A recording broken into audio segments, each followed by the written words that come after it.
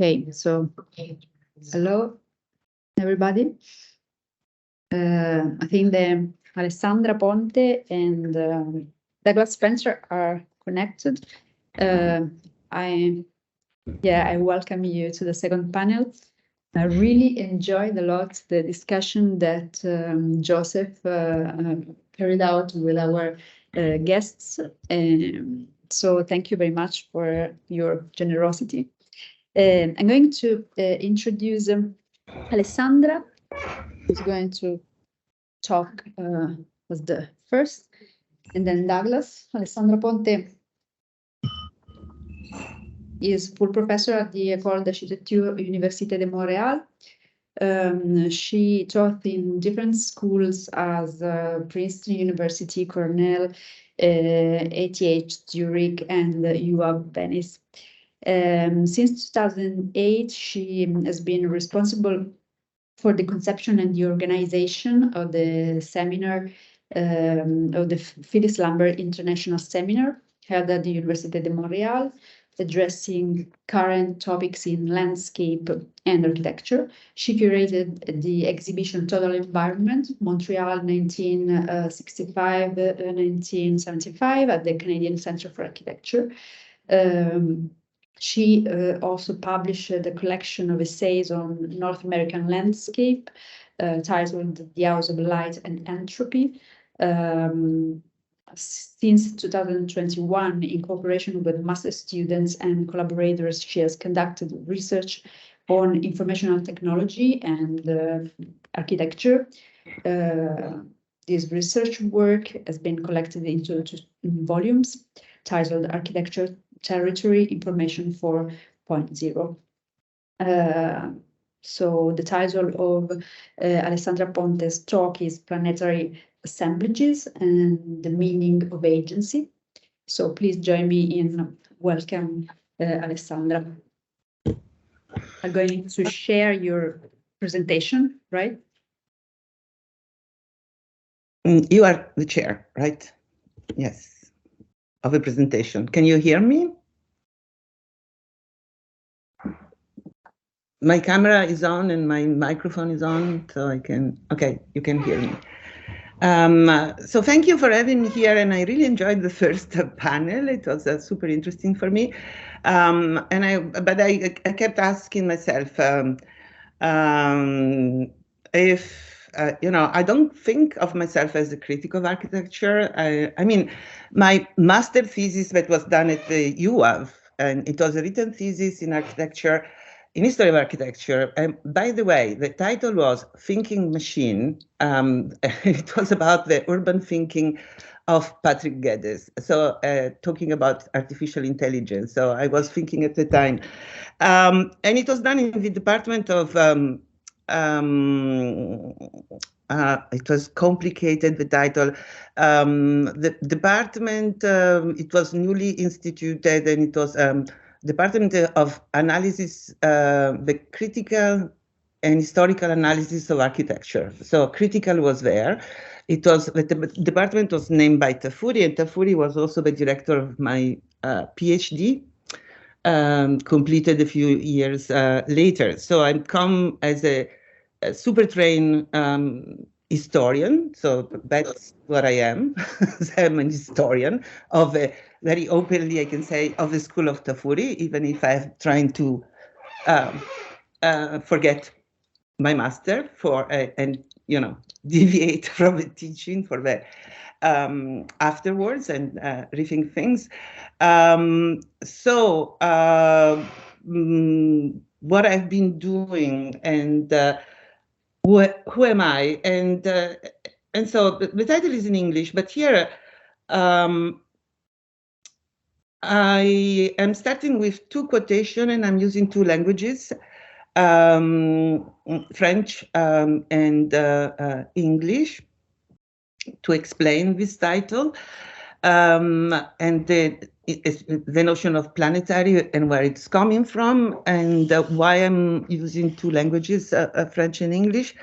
It's not to being a snob, but actually because I think that I think of myself as someone thinking about architecture. So I think I'm I think about architecture. This is what I do.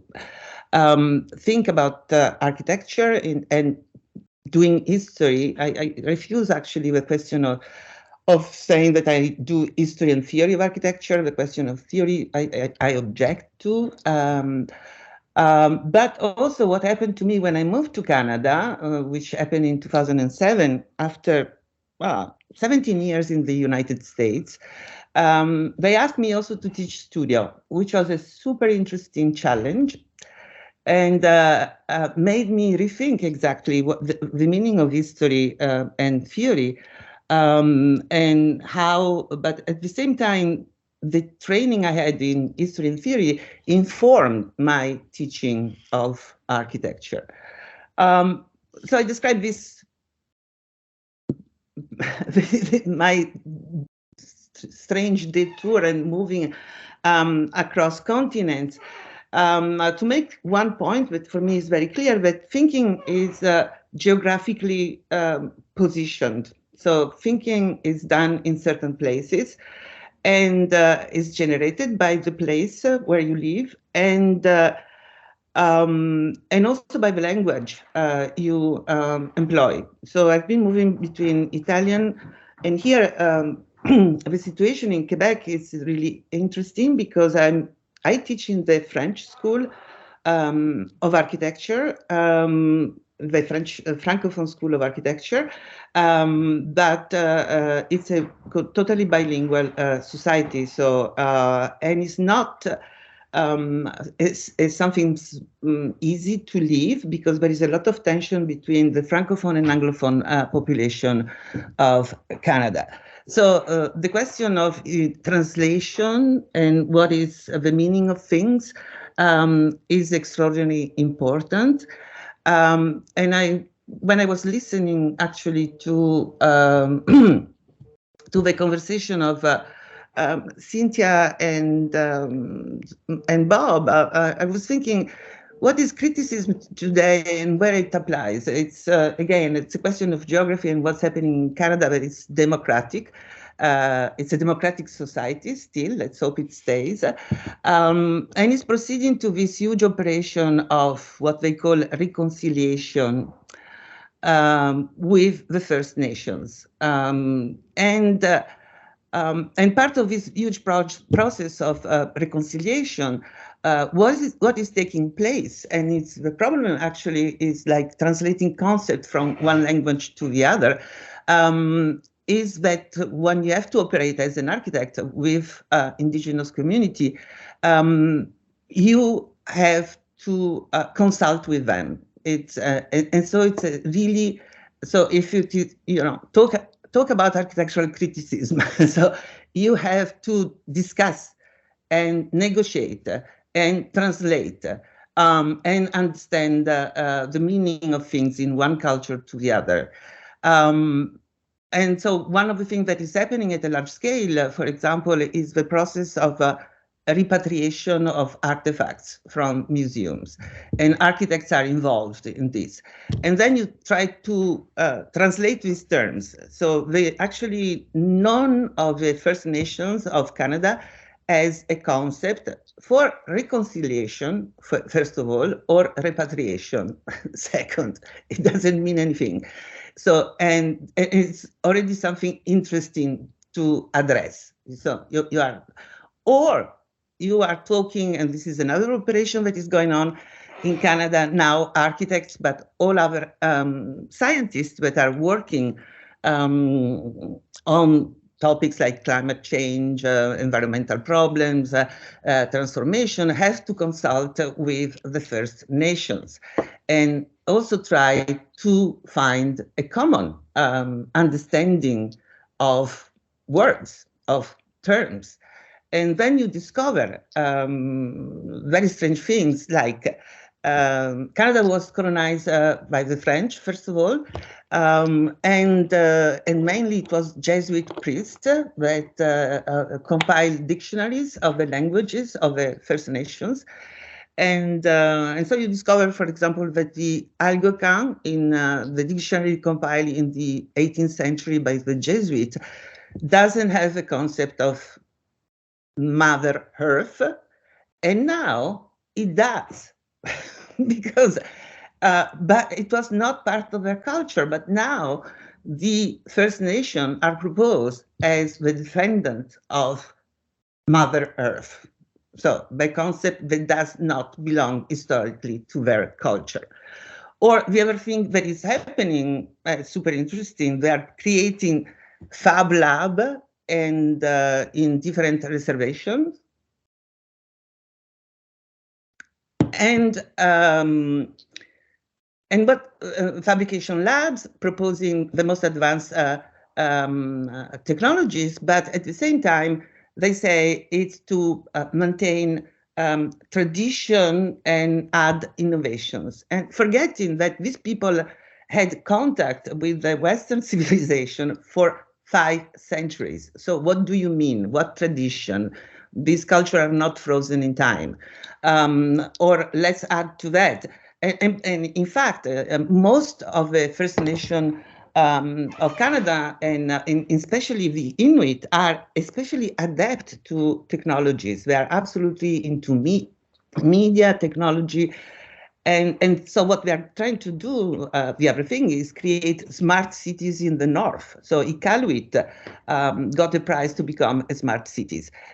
So the question of like understanding, the meaning of, so, okay, let's talk about artificial intelligence and how do we deal with our preconceived idea of what First Nations are doing and their understanding of technology. Our understanding of technology and what we are still, we pretend to decolonize, but we are colonizing these people, imposing actually the idea that they have to maintain tradition and protect the planet for us. So translation, so communication. So I think this is also a way to redefine what the future of criticism is. We have to address this sort of question to communicate if we have to be serious about thinking about these problems that we are discussing. So the question of technology, artificial intelligence, climate change, whatever. So let's also address this question of notions that do not translate between culture. So here I come back. All of this is a digression that sort of things I was thinking during the discussion of Cynthia and Bob. It was very stimulating. But precisely because I'm in Canada, I'm confronted by this set of problems that are really urgent and interesting to address. And coming back to planetary assemblages and the meaning of agency. Agency does not translate in French, does not translate in Italian. And I think it's a mysterious concept also in English. But it's been, we have been, this question of agency has been there for almost 20 years, circulating in the North American debate or the Anglophone debate, I would say.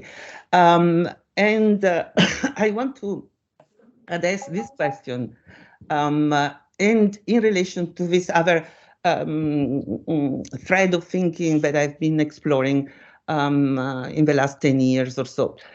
So 2021, Deepesh Chakrabarti published this very interesting volume, The Climate of History in a Planetary Age, where he says, but to situate him too, is Indian, but he works and teaches in Chicago. The globe, he says, I argue, is a human-centric construction, and the planet or Earth system decenters the humans. So he's opposing, and why this book that contains also the word climate. This book is precisely to move from the concept of globalization that has dominated our discourse for a long time. And in fact, globalization is a human, globalization are human construction. And to move the the discourse to the idea of the planet and the planetary. So, and this to address concerns like climate change that are, even if we insist it's the Anthropocene, that I think is a misleading term, and this and that, yes, we have some influence on the climate of the planet. But basically what is not being clear, but has become more and more clear, is that the planet does not care about us. Let's say, the concern of the planet are not on the scale of the concern of the humans. And the history of the planet is not on the scale of the history of the humans. And so the Chakrabarti is inviting us to try to rethink the connection about the humans and the planet in a non-anthropocentric way.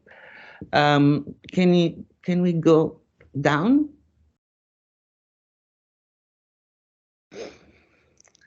So the planet that is not concerned with us very clearly, and climate. So the question of climate and climate change, and actually the question of governing climate and responding to climate. Here you see that I really am an historian. This is a quotation from a book published by physiocrats. Physiocracy was a form of political economy. And the title is Research on the Population of France. It's published in 1778. And it is, and here is the quotation, "It is up to the government to change the air temperature and to improve the climate. A direction given to stagnant water, forests planted or burned down, mountains destroyed by time or by the continual cultivation of their surface, create a new soil and a new climate. The effect of time, of occupation of the land, and of the vicissitudes in the physical domain is such that the most healthy districts become more basic." So I think it's extraordinary. This is 1778. And basically, this physiocrats is invited, it says, is the task of the government to take care of the climate and to govern the climate. This quotation, extraordinary quotation, appears actually in the first lesson of the course of Foucault, the famous one on security, territory, and population of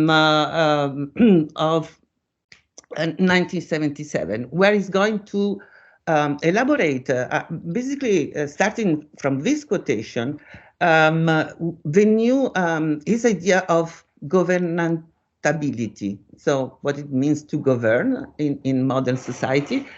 And here it says, this, the sovereign deals with the nature, or rather with the perpetual conjunction, the perpetual invocation of a geographical, climatic, and physical milieu with the human species, insofar as it has a body and a soul, a physical and moral existence. So, so this is where Foucault starts to think, to describe the emergence of the modern state, which is extraordinary. Why we forgot about this? What did happen between the end of the 18th century and to the moment when we started to forget this connection, this precise connection? Can we go down? Next slide.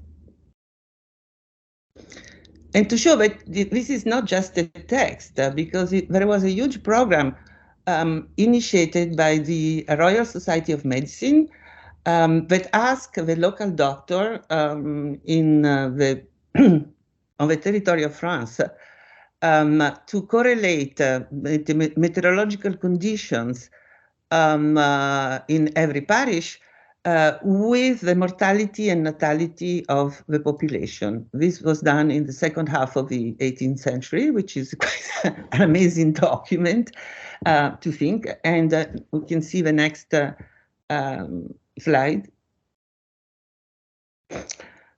And this is a project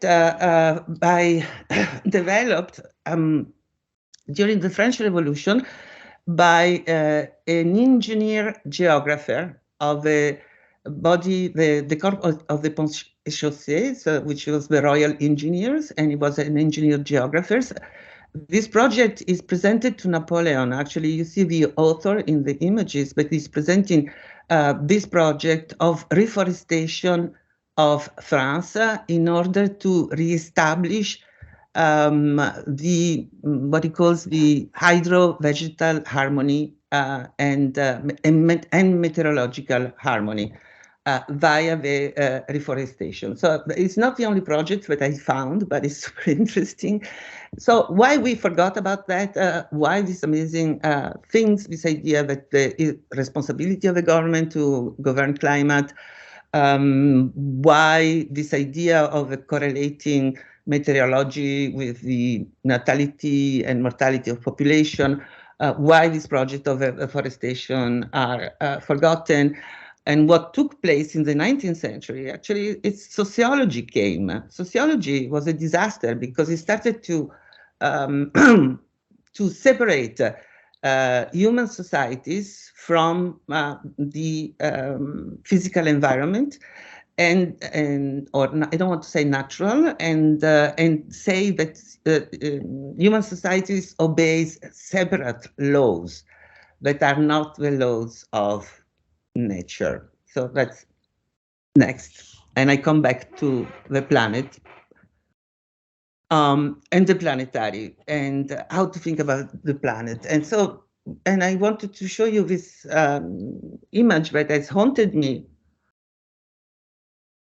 for a very long time.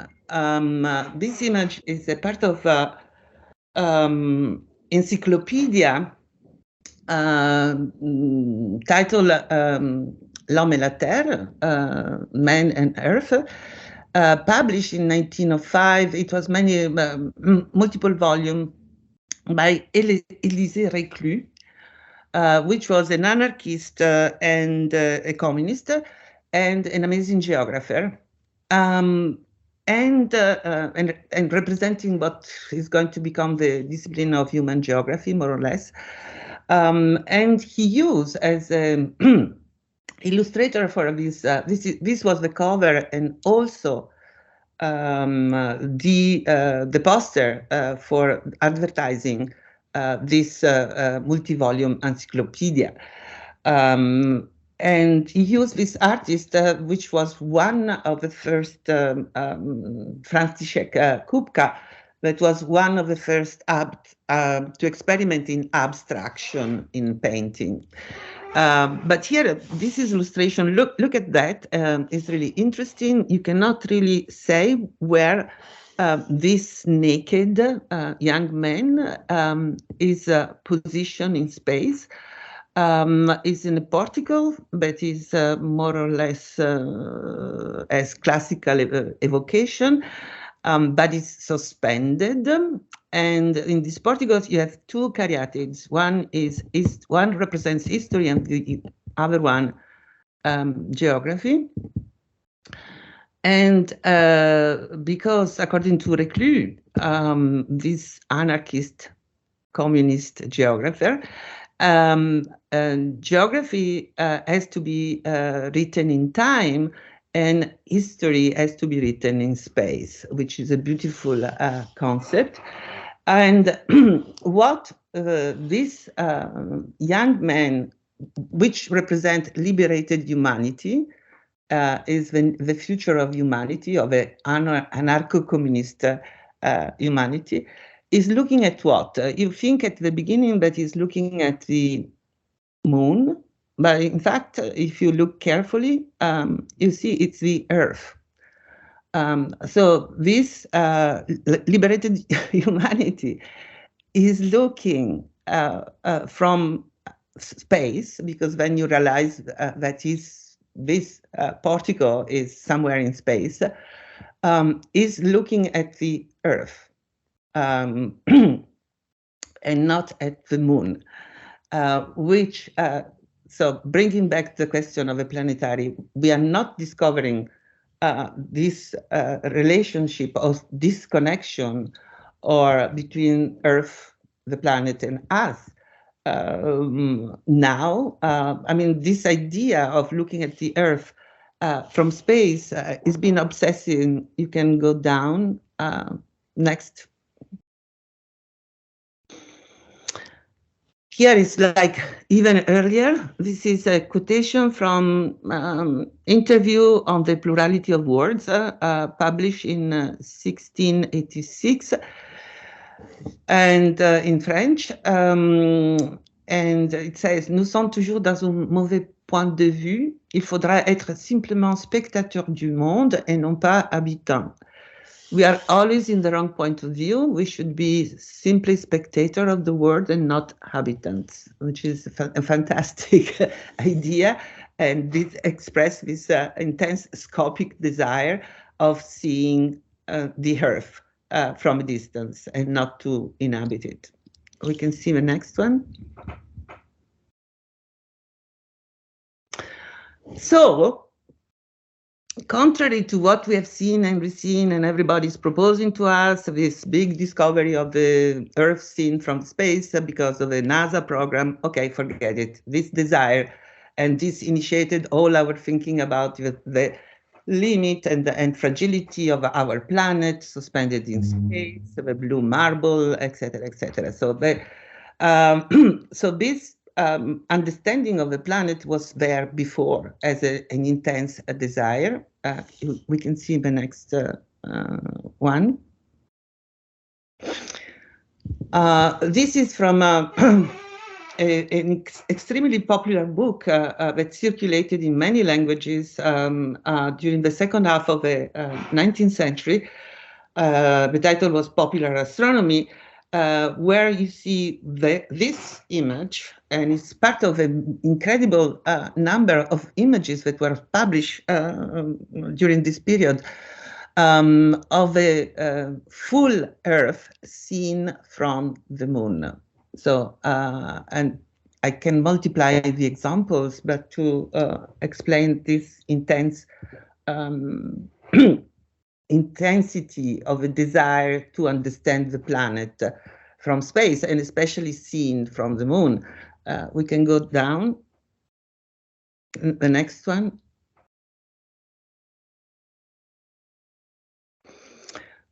In fact, it may be said that actually when we went to the moon, when the humans went to the moon, it was probably to satisfy this intense desire to see the Earth from the moon. Anyway, I wanted also to quote and to show you this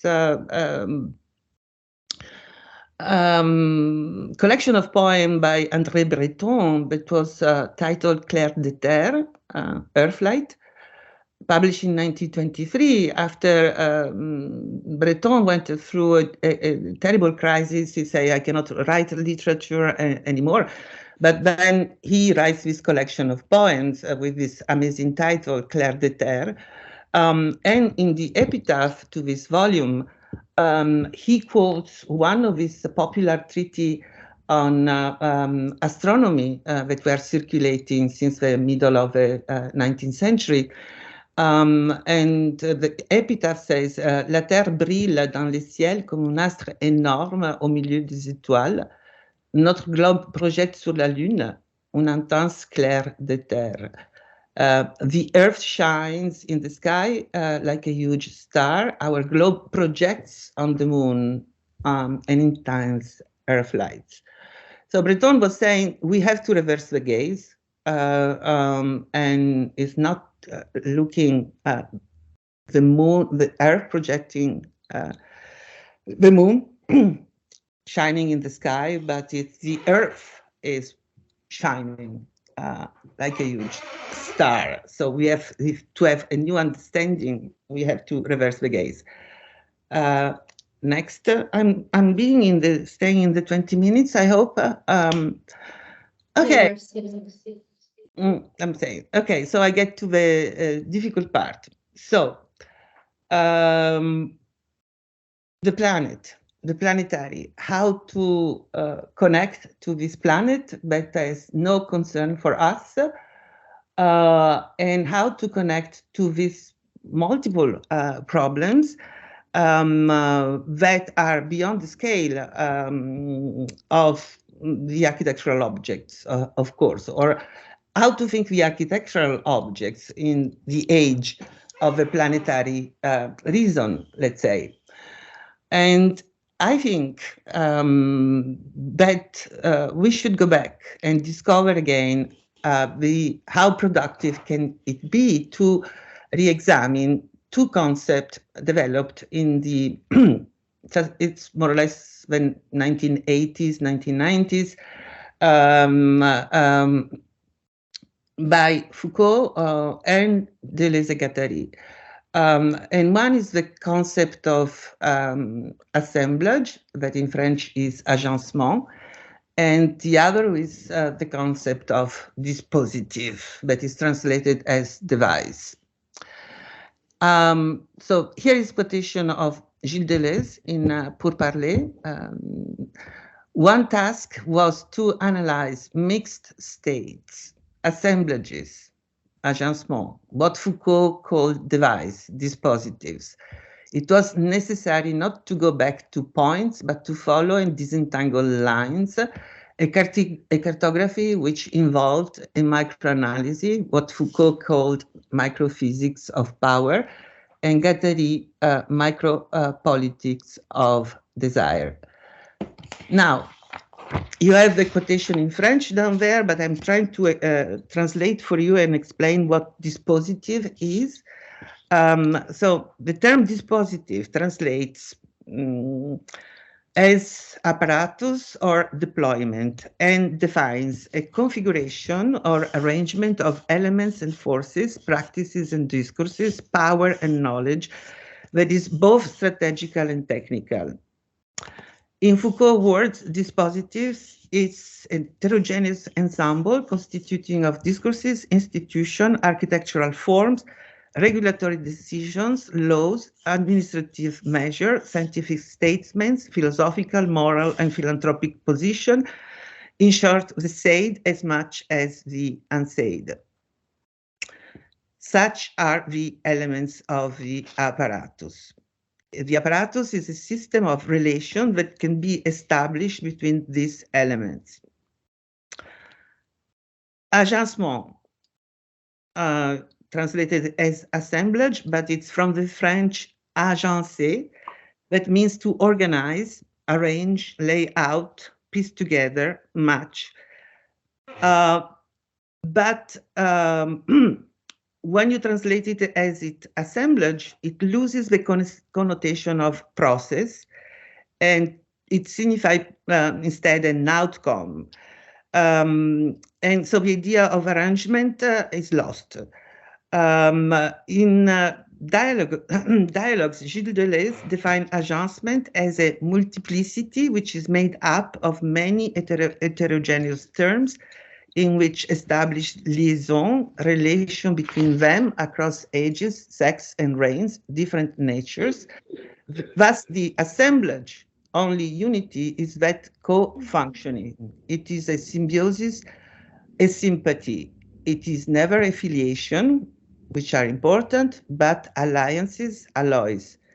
An animal is defined less by its genius, its organ, and its function, than by the assemblages into which it enters. So my idea is, and going back to the question of criticism and connecting and agency, is that we have no other way as architect of thinking today, of building of any kind of architectural form of production, as the product of an assemblage of these different elements. So norms, dispositives, physical condition, technology. Technology is a big part of the agencement, in fact, as it's described by Deleuze and Guattari. And, and to negotiate at different scales with this agencement, avec this complex arrangements of heterogeneous things that has to function as machines. The other thing that I have to say as a last notation, and why I prefer, I hate the gloom and doom of we are at the end of the world position. And what I like of the philosophy of Deleuze and Guattari, and which I found extremely timely today, it's a fact that it's a gay thinking, not in the sense that it's gay lesbian thinking, but it's a gay thinking in the sense of gay science. And that they, instead of power, they put at the center of this analysis desire. But it opens up much more interesting possibility, a proposition of thinking in a positive and optimistic way in front of disaster. The last slide, and I conclude. So agency, but as I say, does not translate in Italian and French. Is it can be translated in French in a very effective way via the notion of agencement as the pouvoir d'agencement, is the capacity to enter in these complex machine arrangements that propelled by desire. And this is a last image from the same encyclopedia of Élisée Reclus, and it was a sort of motto that I found very inspiring and interesting, and an early proposition of thinking different about nature and the separation between the human and nature. Again, it's 1905, and it says l'homme et la nature prenant conscience d'elle-même, but we can translate man is nature,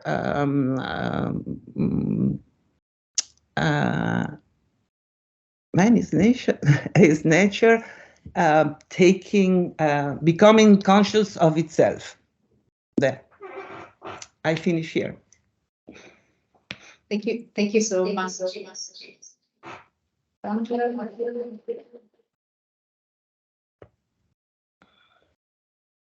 Thank you.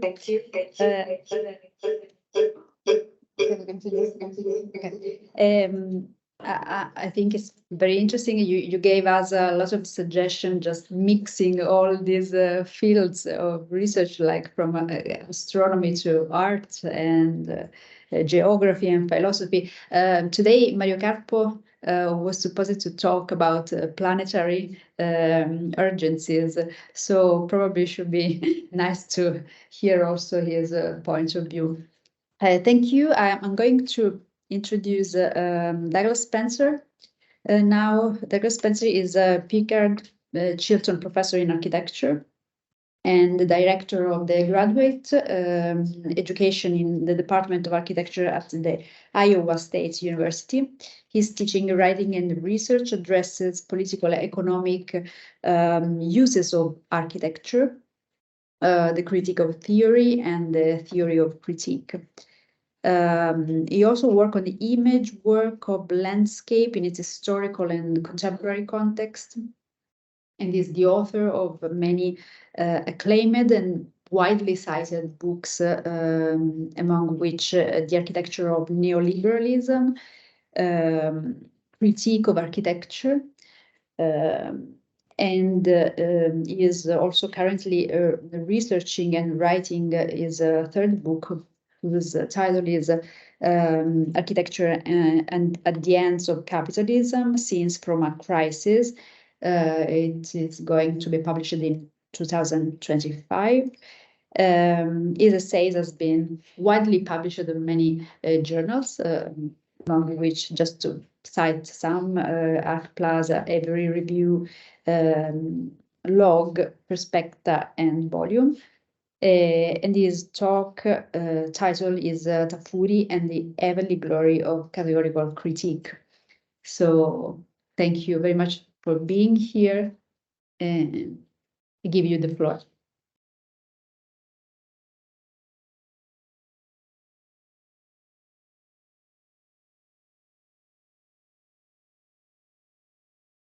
I think you're mute. Okay. We didn't get to hear me clear my throat. Okay, so I was saying thank you very much, Lena. Thank you very much, Lucia, for all your work in facilitating this. And yeah, I'm really looking forward to discussing things with Alessandra. As many interesting points brought up there, and I love that we end, although it comes from Recluse, it's a kind of Hegelian note that you end on.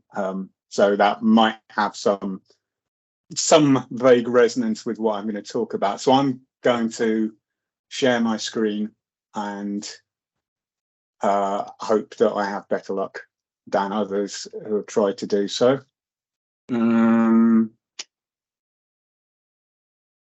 Content. So yes, this talk is called, I'll explain why shortly, but it's called Tafuri and the Heavenly Glory of Categorical Critique. So let's start with a very well-known, perhaps the most well-known quotation that can be taken from Tafuri, which is from Theories and Histories of Architecture, 1968, and something like this is also reproduced in his essay on architecture and ideology from the following year. But he writes, just as it is not possible to found a political economy based on class, so one cannot anticipate a class architecture, i.e. an architecture for a liberated society. What is possible is the introduction of a class criticism into architecture.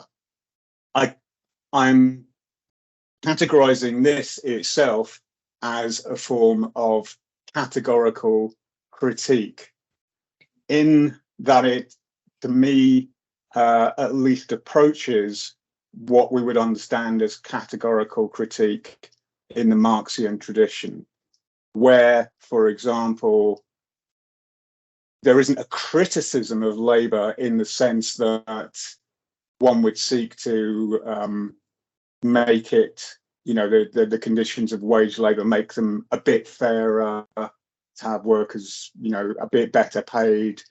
They might be intermediate goals, but the ultimate goal is to abolish labor, because wage labor is essential to the reproduction of capitalism and its class relations. And I think Tafuri arrives at this position of a categorical critique of architecture, where he is, to use some of his own language, he is exasperated with, or has exasperated his own capacity to conceive of architecture as any kind of positive force for a liberated society. So it's a categorical critique of architecture as such. I think the recent translation of Tafuri's writings on Japanese metabolism, which he subsequently kind of pretended he'd never written, apparently had them removed from the library, really illustrate this, because in that book, and I think that's just from like a year or two before this quote, is trying to look at how from Japanese metabolism one might extract some project for a liberated society. So that's why categorical critique. Heavenly Glory, more pop culture, maybe obscure. at the same time. But in the 1973 film, the 1973 Bruce Lee film, Enter the Dragon, Bruce Lee's character gives us a version of an ancient Zen bit of wisdom where one of his students comes up to him and is ineffectively practicing his kung fu moves, and Bruce Lee's character says, "Oh, this is like a finger pointing at the moon," and his student looks at his finger, and Bruce Lee then smacks the student around the head and says, "Don't look at the finger, you have to look at the moon. Otherwise, you miss out on all that heavenly glory." So in other words, it's saying if we just kind of concentrate on the means, the signifier, the language, we're missing out on what is being pointed at by the signifier, by language. In this case, enlightenment, but not so for my talk, which is about, class critique, would be the moon. And I think that what has happened to a large degree with Tafuri is that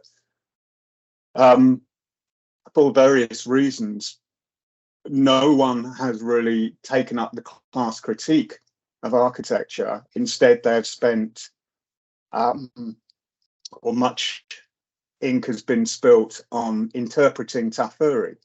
Yeah, so on looking at what Tafuri said and what he might have meant, and how we interpret him, and how we have kind of secondary layers of criticism bound up with that. So we missed the point of it. Okay, so again, as we know of Tafuri, if we know anything about him, we know that this term exasperation is a key term to him. It's already been used once before in today's symposium. So he is himself exasperated with the fact that architecture thinks that if it can just find the right forms as its supposed disciplinary realm of operation, then it can, escape the clutches of capitalism, that it can be a kind of force for good in some way. And Tafuri is, critical of this as a proposition. He doesn't believe in it in a proposition. He doesn't believe in the notion of what he calls hopes in design, because, to reiterate, he's making a categorical critique of architecture as such. Nevertheless, what we get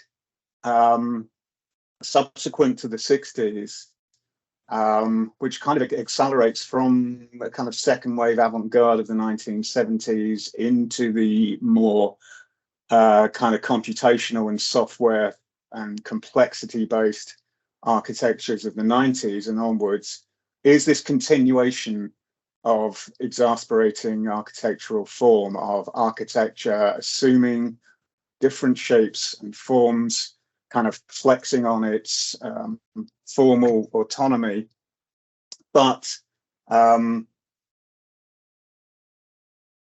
not actually finding its true purpose, its kind of economic raison d'etre, until the arrival of neoliberalism, when we see these paper and computational architectures actually start being built, because the political economic situation has changed quite significantly from that in which Tafuri is writing and approaching our own kind of neoliberal times. But we're still in capitalism.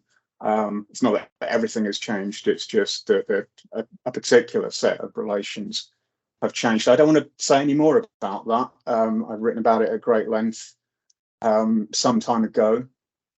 I think what I would also observe, and perhaps going back to Michael Hayes, what he already indicates is that by the late 90s, there's been this succession of theories and adoption and creation of theories, each kind of seeking the right kind of key to unlock the proper interpretation and understanding of architecture. I think some of those are very important, those that start to address ideology. I'd say especially those that address feminism and look at architecture from a feminist perspective. But at the same time, and subsequent to Hayes's writing, then we see this shift into the post-critical, the projective, and a certain kind of paradigm of architects attaching themselves to a succession of philosophers. So firstly, Derrida, then Derrida to Deleuze, and then latterly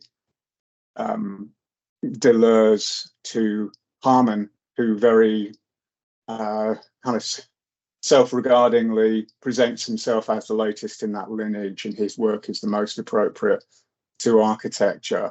So it becomes somewhat hermetic in this sort of two-way relationship between architects and philosophers pairing up with one another to mutually justify their work. In the case of Harman and his acolytes, I'm not going to say too much about that either. What I want to go to is an earlier moment, something which, you know, in some ways more closely follows Tafuri and is indebted to him in part, but nevertheless significantly departs from the methods of Tafuri, the kind of cautions that Tafuri sets out when he's writing about architects in the boudoir. And this is the work of Frederick Jameson, particularly his work, Postmodernism or the Cultural Logic of Late Capitalism. I start off by saying that it's already a form of mystification. Yeah, so I think it's already a form of mystification to claim that there is something transcendent, like a logic of culture, rather than understanding culture as the product of real living beings in particular historical and material circumstances. But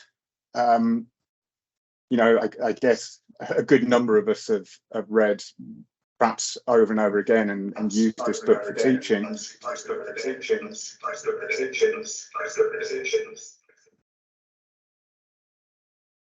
But Jameson, fairly early on in the book,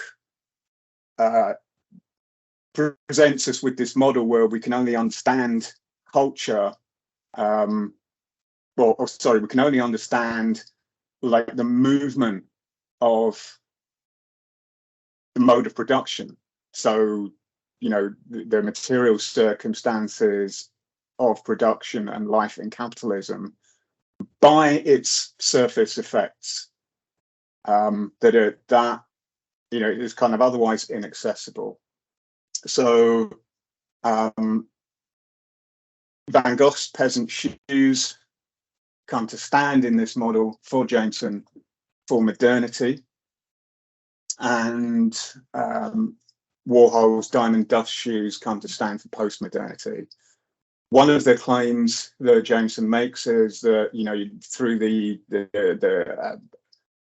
experience of the impasto of Van Gogh's paintings, this kind of connects us with the materiality, which is the real materiality of the world, which could be said to exist and we are tangibly related to in modernity, broadly speaking, whereas with Andy Warhol, we just get a kind of flattened image. I mean, it's a curious claim for a start. If you've ever seen an Andy Warhol silkscreen painting, you'll know that it is very much material, that it literally registers the movement of matter in the way that the ink is squeegeed across and through the screen.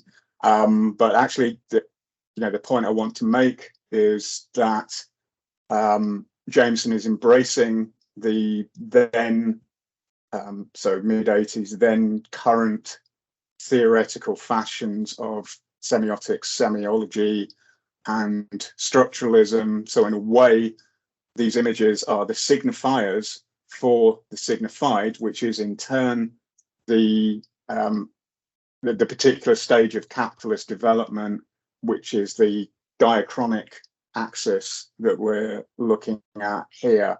So it's like, you know, there are these stages of capitalist development, but really only the critic can show us what they are by interpreting the products, and especially the cultural products of these shifting historical circumstances, as signs and symptoms of something which is otherwise hidden. We're also in the realm of, therefore, of looking at this much misunderstood and overused model of base and superstructure in Marxist cultural theory, where the superstructure is similarly the realm of ideas, ideology, and the base is like the real of material production. To put it differently, in the way I'm diagramming this, we have something that is apparent and something that is obscure, and through the critical exercise of studying the apparent, something of the nature of the obscure can be pointed at, if not definitively identified. A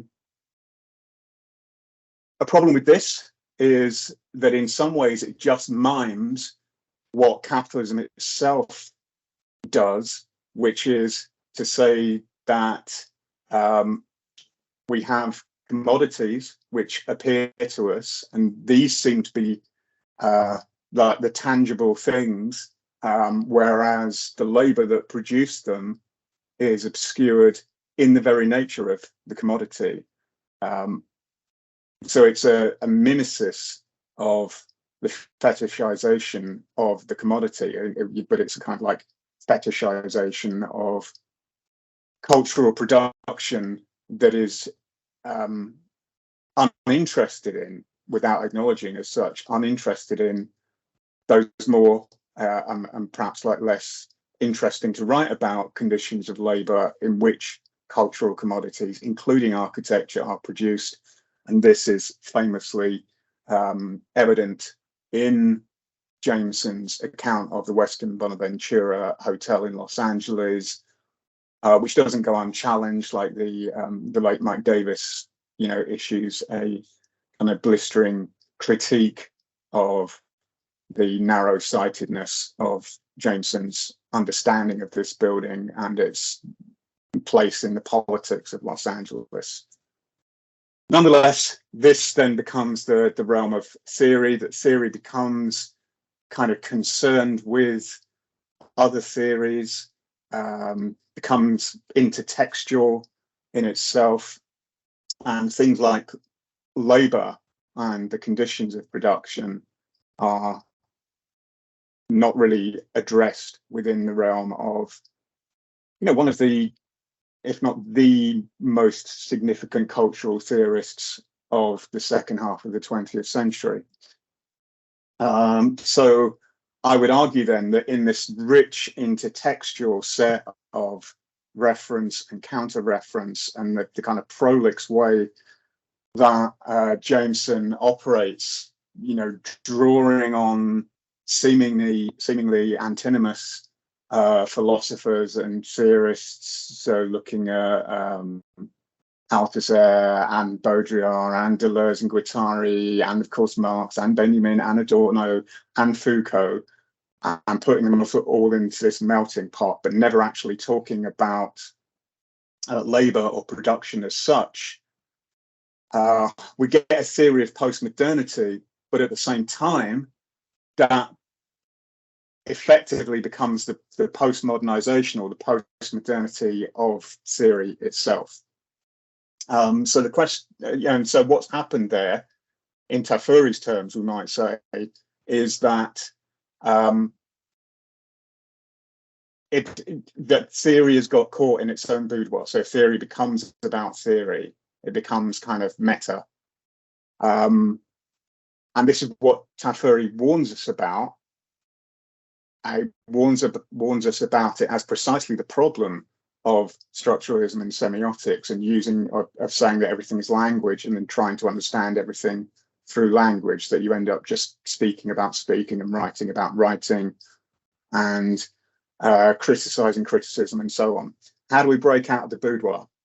Not by some clever new theoretical turn, but by acknowledging the real conditions which always themselves, in a very situated way, generate the need for and the forms of critique, just as we see in Marx, in the class struggles of the mid-19th century, or the Frankfurt School, in the fraught political conditions first of Germany in the 20s and 30s, and then on into LA and Hollywood subsequent to that, and the commercialization of culture. So this event, so we're seeing a pixelated screen grab of the SciArc event, How to Be in an Office in Architecture, which caused great kind of amusement and consternation, especially from architectural workers and architectural students, because it was making this claim about how people should work in the office. So actually the thing about labor is in itself partly contributed to perhaps in a kind of unself-aware fashion, by sort of certain acclaimed leading lights in the world of American architecture.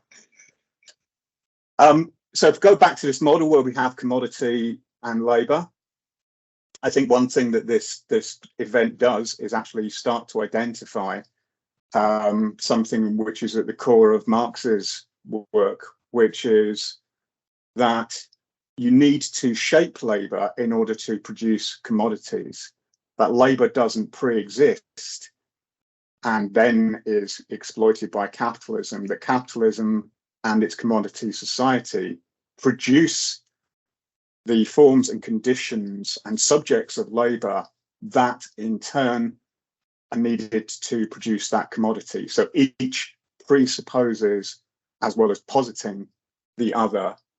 And the axis, in fact, like the engine that drives this dialectic is one between subject and object, between commodity and labor. So yes, that was, How to Be in an Office, which I'm saying kind of inadvertently touches this super raw nerve about labor exploitation in architecture. And so I would just quickly try and present you with a diagram for what it's worth. It surely needs some refinement, but if we think about the place of work of the architect, so this is a site that is a condition of and conditions labor, and what it often produces in architectural offices are commodities, products, such as the Pencil Tower in Park Lane in Manhattan, which are the commodities, but they're not the commodities that the people producing the architecture can themselves afford. More likely,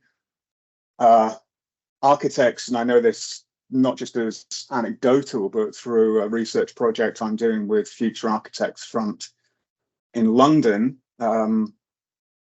that architects working in offices, often in places like New York or London, clearly don't live in like super chic pencil towers in Manhattan. In fact, they will not even be able to afford to buy a house. They will not afford to be able to rent an apartment, but will have to share an apartment, and not just in their 20s, but in their into their 30s and 40s. And they then become, in a way, like the consumers of another commodity, which is rent. And that shapes their subjectivity in turn. And so there are,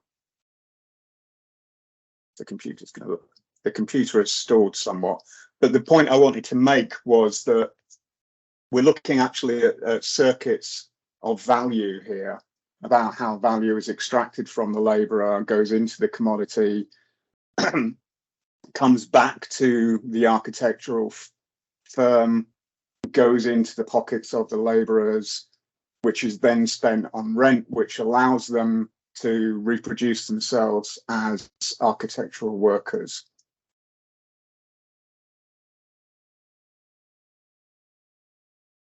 Okay, so for some reason the slide presentation, no, it's not, it's going now. Great, okay. These are the crude diagrams of the circulation of value, but how it's everything is kind of, everything presupposes everything else in this chain. What I find really significant about this is that we're looking at how architecture, and this will be like the categorical critique of it, reproduces class relationships that architectural labourers themselves do not benefit from. And maybe this is an issue now, because that, you know, that might not have been the case 20 years ago, but it certainly is today. So what we have is a classic case of alienation in the Marxian sense, is that the products of the worker come back to the worker as the means by which they're exploited. So that the products of the architectural work against them. If architects are working on luxury products, which effectively raise real estate values in cities, which is a large part of architectural work, they are simultaneously pricing themselves out of being able to afford to live where they work, or live anywhere near where they work, or in any sort of satisfactory living conditions.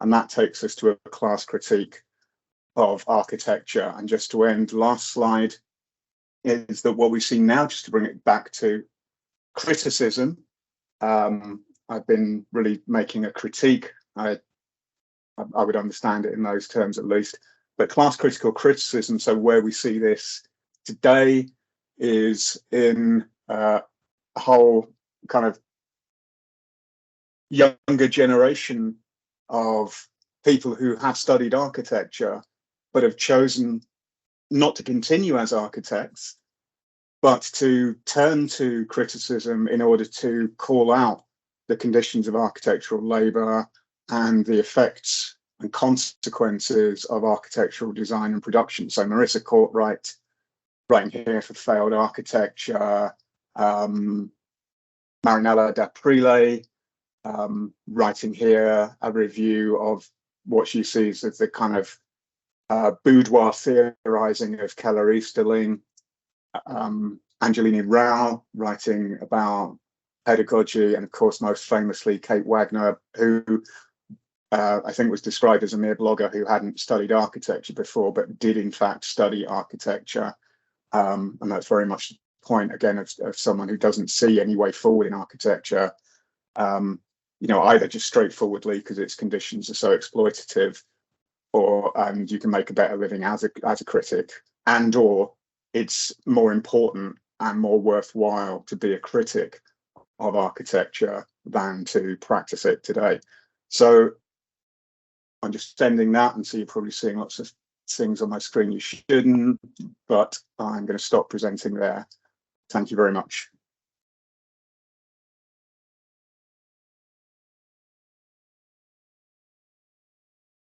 Thank you so much, Spencer. It was an incredible presentation. I think that at this point, I mean, I should have many questions for each of you, but probably it's very challenging if you just have the option of asking some question to each other, and so challenging maybe on some subjects, on some concepts that were present in both the presentation. And also in this case, I think that Tafuri is a starting point for both. Mm-hmm. So probably you have something to share with us.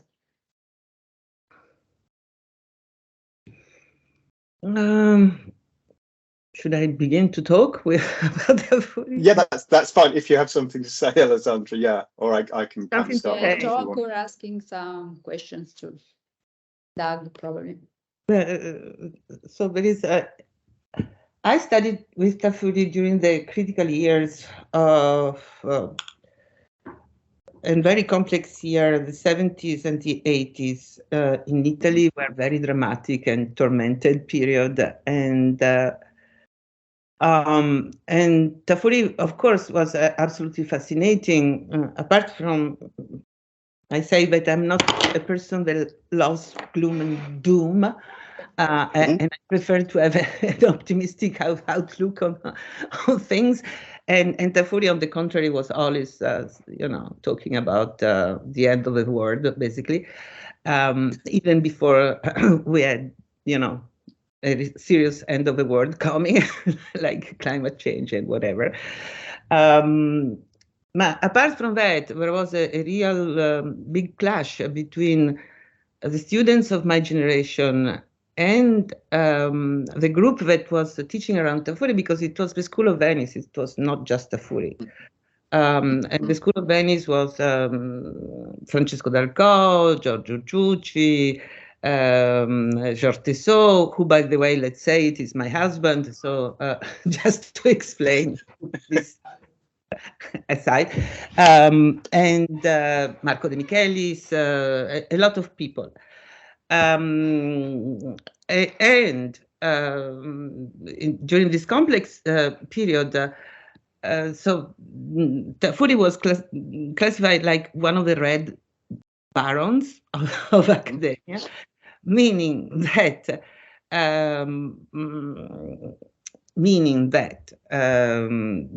most of my professors at the UAV at the time were members of the Communist Party, including Tafuri, Aimonino, all the big architects teaching there.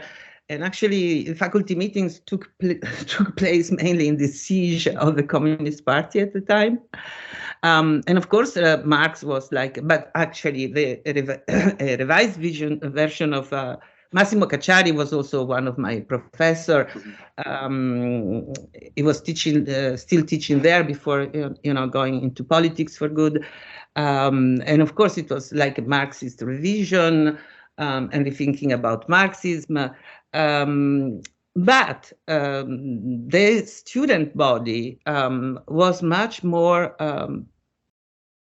divided by the political situation in Italy at the time, in the sense, okay, this the Communist Party was perceived as authoritarian and a big machine that wanted to impose to impose, and actually what they were imposing at the time, it was catastrophic, was a political compromise between with Christian Democrats. And this had a horrible repercussion on the students' movement, but also the working class movement, or whatever it was at the time, but actually it was becoming something completely different already. So we were like, if the Communist Party was still talking about class struggle, the student movement and others were not talking anymore about class struggles or working class. We were protesting, so it was the beginning of the gay and lesbian movement, of feminism, of different figures like the migrant, the homeless, the unemployed. So it was not. We were already, very much into this. So what basically. What basically, and the French intellectuals were observing what was going on, including Foucault and Deleuze and Guattari, that actually were part of this big movement in the 77 and 78 that was promoting what Guattari called the molecular revolution. So Guattari and Deleuze remain Marxist, but they think in a completely different way about Marxism. And they talk, instead of like class struggles, they talk about the molecular revolution, meaning precisely representing this different category of people, including the so-called crazy people, the prisoners, these different voices. And so it's not a clash between capital and working class, but a molecular component of different groups that were seen in each other as autonomous. Okay. And at the time, and by the way, and this was a big mistake misunderstanding between, I would say, North American critical thinking and understanding of theory, because in Italy, autonomy, apart from the fact that there was a party that was called Autonomia Operaia, working class autonomy, and all these groups were like that I was describing before, these different voices, they all describe themselves as autonomous. So autonomy means to produce your own laws, the autonomous, self-nomos law. We were all into that. And this was one side of this big movement of protest that was going on at the time, that was, by the way, called the Metropolitan Indians, and I was part of that. But on the other side, it's the radical left went on this terrible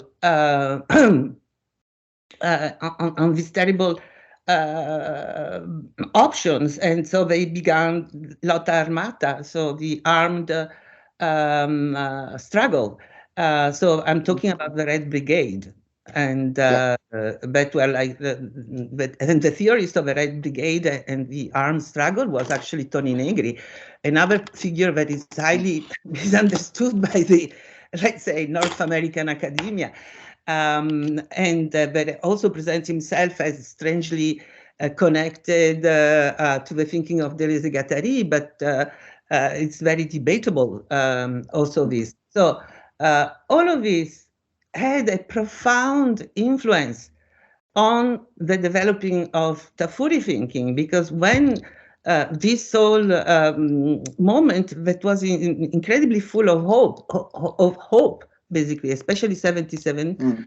78, the Red Brigade kidnap and kill Aldo Moro.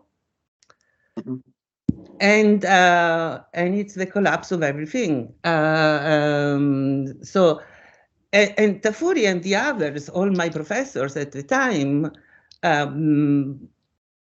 were with the Communist Party that was trying to repress and control the movement of the various autonomy and these different voices that were emerging.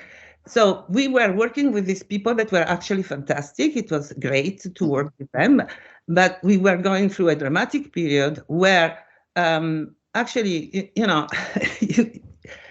basically we grew up as philosophy, and this is why I'm still with philosophy and Deleuze and Guattari since then, because philosophy was our bread. It was, it was a question of survival and understanding the climate we were living, and how to take a political position. So I would say that my relationship with Tafuri and my other professors, let's make an exclusion about Georges Tissot, not just because he's my husband, but because he was responsible for bringing Foucauldian thinking to architecture at the time in the field of architecture. So to explain, my relation is very complex with the question, for example, of being a Marxist. And of course, I had to read Marx. No kidding. So, and Benjamin, and Adorno, okay, make a list. It was sort of mandatory reading, and it was, but it was incredibly complex also to position yourself as a student, as a young intellectual and as a young architect in relation to this extreme situation. Where Tafuri chose to put himself on the side of the Communist Party, that for us was the enemy, basically. Yeah. And also the death of Aldo Moro was a dramatic moment for Tafuri. That, by the way, exactly, Tafuri too, he was talking about autonomy in architecture, the autonomy of architecture, but Peter Eisenman completely misunderstood Tafuri on the question of autonomy of architecture. Bob Somol, I don't know if you're listening to me, but this is the case. So it was intended in the Italian way, of the intensely political Italian way, which is not the case of the North American academia. It's absolutely defending a formalist approach to architecture, to talk about autonomy of architecture. This was not at all the Italian approach, including the one of Tafuri. So, and what happened after this catastrophic event of the assassination of Aldo Moro and the collapse of this project of the historical compromise between the Communist Party and the Christian Democrats, Tafuri is very interesting. If you look at the chronology of his work, he slowly retreats from writing about contemporary architecture. He keeps doing that. Yeah. But also from writing about the avant-gardes. And actually, the last year I was a student, actually completing my PhD, and then I started to teach in Venice. Tafuri was really radical because he decided to take out of a library of the Department of History of Architecture his two books, Progetto Utopia and History and Theory of Architecture. It became forbidden readings. Yeah. And he moved to work on the Renaissance, Tafuri, and with completely different tools. He was exploring the microhistory of Ginsburg, but then he became more and more philology. And he retreated in the Renaissance. And actually, at the very end, when he was close to the end, alas, he died young. He kept doing, he was the most fantastic teacher. I never met someone that was capable of speaking like that in public. And he was very convincing, but the last lessons I heard, he was like saying, oh, 15 and 20, death of Raphael, and architecture is also dead. Brilliant. Thank you so much for that, Alessandra. Thank you so much. I don't know if Spencer want to add something. Yeah, I do, please. Well, first, I just want to add that I'd love to talk to you more about. Unfortunately, we cannot see you. We can. No, I don't know why. I've got my camera on. Okay. I don't know why. Thank you. It's not working. But anyway, so Alessandra, I would love to talk to you more about this. And I know there are many kind of North American academic people on this panel, but I was following many of these events as best I could, not so much about Tafuri, but looking at the Red Brigades and so on, especially 1977, which is also the year of punk. So I was from my council estate in a London overspill town, trying to follow what was going on politically. So my kind of approach to architecture, it comes after my politics. But it's so Tafuri is a fascinating figure for me because, he is deeply, inescapably political.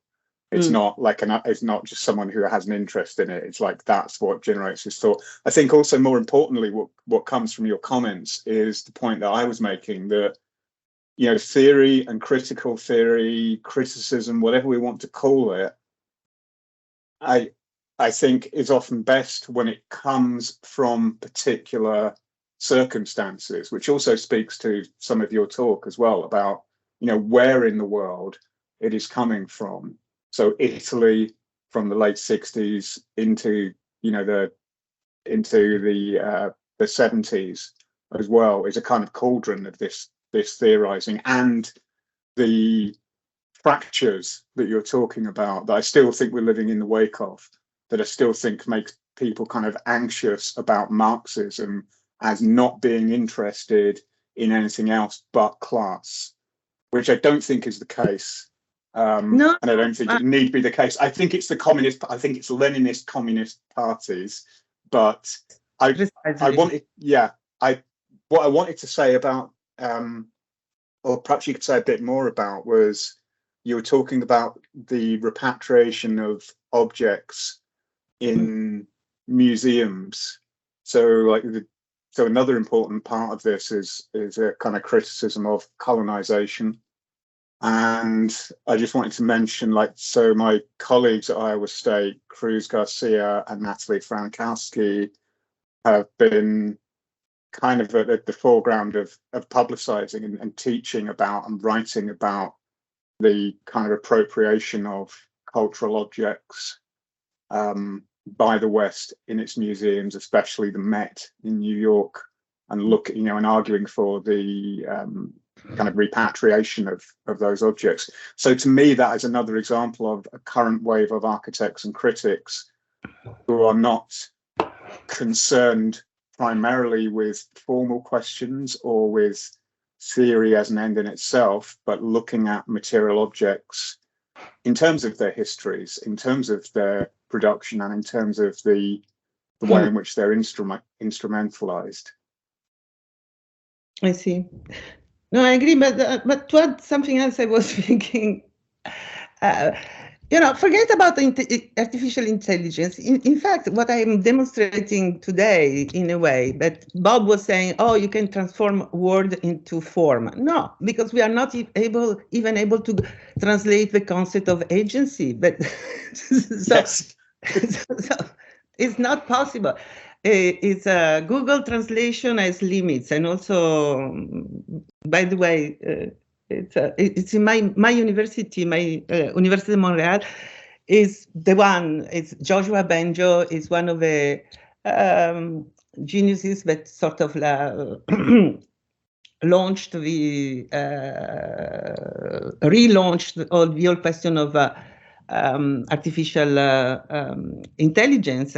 And recently they just signed a petition to stop the development of artificial intelligence. But never mind, it's parentheses. But precisely, I don't think we have, I am all for new technology. I would say it's better to talk about deep learning instead of artificial intelligence, not to be misleading.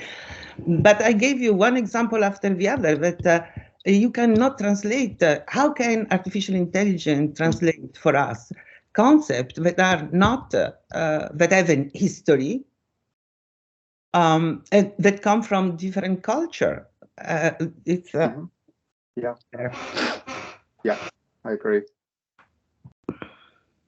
I have just a question, which is, I mean, to both, probably starting from Alessandra. When you said, when you talk about the architect, the architect needs to work on the direction of assemblage, of negotiating at different scale. I think that this is a way to go toward a kind of plastic, malleable thinking. Don't you think that also this kind of thinking, so different from the conflictual one that Tafuri experienced, don't you think that also this kind of thinking has some limits? For example, I was just struggling on these two concepts. Now you cited Deleuze when he talked about alloys and alliances. I think that these two concepts are very different because alloys means like mixing ways of thinking, so missing identities, so subverting affiliations. On the contrary, alliances means something like making a negotiation, so creating a common ground, so a kind of unique thinking. Yeah, I think to alliances as an act of resistance. So what's your feeling about that? But actually, Deleuze, in the quotation I was using, he makes a list. So it's not one or the other. It's multiple possibility of creating this.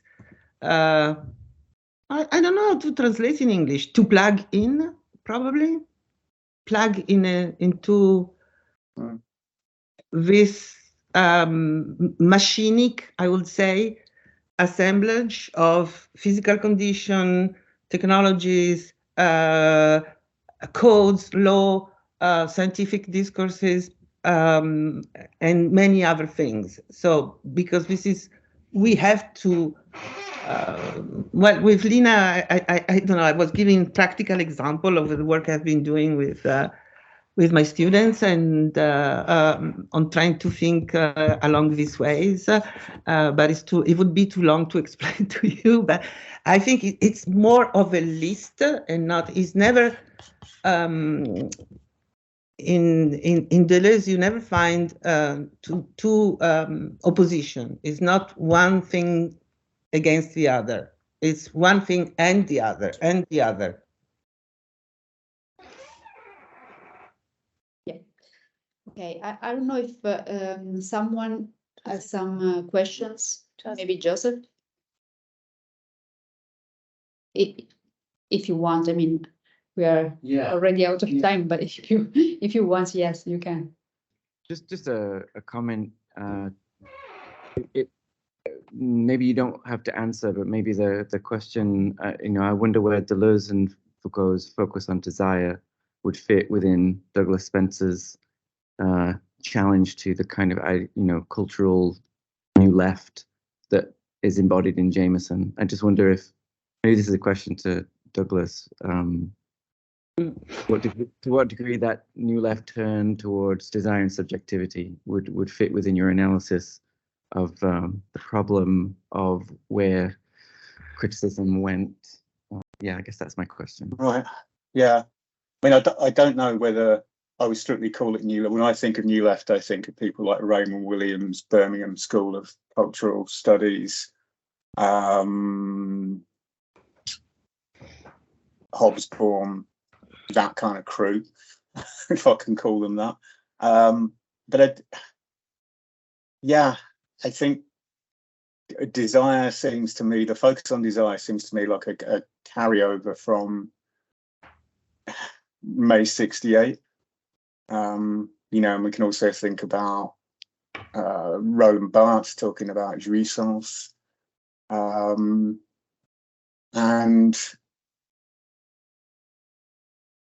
I think it's interesting for people to write about, and people, how many books are there on Deleuze and Guattari? Hundreds, if not thousands. And so I think looking at them from that perspective, their work has generated more of this, so what did Deleuze and Guattari really mean? What did they mean by desire? So it ends up being, there's no kind of follow through or like dialectical development of their thinking or a critique of it in terms of, well, how useful is that now? How pertinent is that now or not to the struggles we're facing? Should we, to go back to some of the earlier discussions, so should we still be focused on desire if we're looking at climate crisis? Or is there some interrelationship with them? And I'm not sure, because that's not something I've gone into in depth. My immediate problem is like the sheer volume of writing that's spewed out about Deleuze and Guattari, which is not actually using them to kind of forward any critique, but is just, you know, about them. And the problem with Jameson, as I'm not the first to make this comment, is he uses all sorts of basically incompatible theories without ever acknowledging the fact that they are oftentimes kind of antinomous to one another. You know, like using Adorno and Deleuze and Guattari, I would say is an example of that. Yeah, or using Althusser and Foucault. It's a lot more complicated than those kind of critical gymnastics that we see Jameson performing. So I can't answer whether I think like, or how important I think desire is. That's just my response to it. It becomes like one of those words that you say over and over again, and it empties out of any meaning. But maybe it can be more nuanced, because both Foucault and Deleuze and Guattari were very clear in saying that so power does not just a question of domination or imposition, but power can seduce and be seductive. Power is not like a one, thing. And the same is for desire. And also Deleuze writes entire pages to explain the danger of desire. So it's not that one is, so they are not univocal concept. So they are complex concept. So I think the reflecting on it a bit more, I think one of the problems with that is then you have people writing about how, the working classes desire their own oppression, whereas I would actually prefer to talk about economic compulsion. I think what's often forgotten, and it's really important to me, is that Marx doesn't ignore the subject. He doesn't, he's talking about the production of subjectivity in the 1840s, although he just doesn't use those terms. And he's doing that because Hegel has done that 30 or 40 years before. So this question of the subject, it's not like it's invented with post-structuralism. The question of the production of the subject is not invented by Foucault. But it's like, so what's the mechanism? Is it desire? But I think for a Marxist, and I would just put my hands up and side with this, it's primarily economic compulsion that makes us have to be entrepreneurial, that makes us have to be innovative, that makes us have to kind of advertise ourselves, that makes us have to fit into networks in the sorts of jobs that we're involved in order to validate ourselves and reproduce and advance our own positions within our fields. So even that comes down to a question of compulsion. So there might be desire, like I want to be a well-read theorist, but there's also some of what I will do is also, but I can I do that? I need a job that allows me time to do that. So I have to jump through certain hoops, and that's not, they're not terribly exploitative in the big scheme of things. But we're all caught in this net of economic compulsion to some degree, I would argue.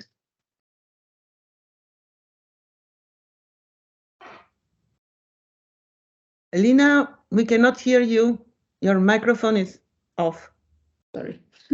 So I was just saying a really interesting position, and it's a really interesting discussion. I would really deepen this topic. Unfortunately, we have a break now, and this break is around 20 minutes.